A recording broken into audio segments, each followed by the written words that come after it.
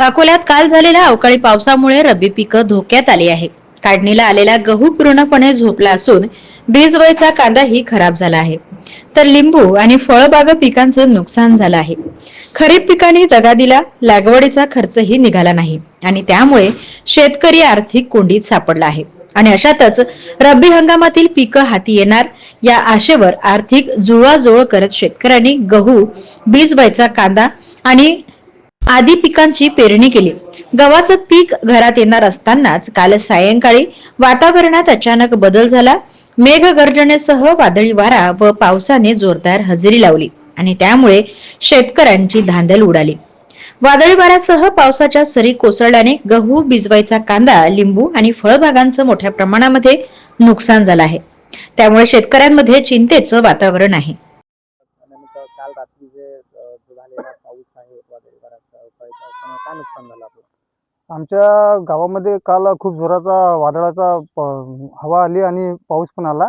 त्यामुळे आमच्या फळ पिकाचं आणि गहू पिकाचं खूप नुकसान झालेलं आहे. काही झाडं खाली पडलेले आहेत आणि बारीक माल आणि मोठा माल खाली पडलेला आहे झाडाचा. काय एकंदरीत किती रुपयाचं नुकसान झालं सर? एकंदरीत तरी फळबागाचा विचार केला तर 50-60 हजाराचं नुकसान झालेलं आहे आमचं.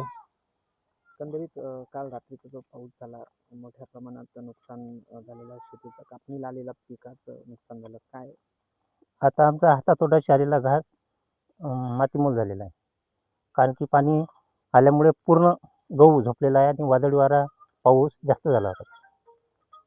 काय मागणी करावी? मागणी एकच आहे, शासनाकडून आम्हाला पंचनामे करून काही ना काही मदत द्यावं. सांगाल काका, नेमकं तोंडाशी आलेला जो घास आहे हा काल आलेल्या वादळी वाऱ्या पावसामुळे नुकसान झालं. हो, ते काल अचानक म्हणजे पाऊस आणि वारा जोरात आला, त्यामुळे गहू आता हार्वेस्टिंगला आला होता समजा 2 दिवसात काढायचा, तर अचानक पाऊस आल्यामुळे जमीनदोस्त झाला आणि सरकारचं म्हणणं आहे 31 मार्चपर्यंत तुम्ही कर्ज भरा. आता मला सांगा तुम्ही, आजची 31 मार्च गव्हाची परिस्थिती कशी आहे आणि जो आपला हे होता खरीप हंगाम, तोही बी कापूस अतिवृष्टीमुळे वाया गेला. तर आपली एकच मागणी आहे, व हे जे 31 मार्च न करता 30 जूनपर्यंत बी शेतकऱ्याला मदत द्या आणि हे जी मदत आहे गव्हाची ही आम्हाला ताबडतोब द्या. हीच आमची सरकारकडे मागणी आहे. किती शेत आहे तुमच्या इकडे? माझ्याकडे 2 एकर, नुकसान झालं? तरी 25,000चं नुकसान झालं गव्हाचं.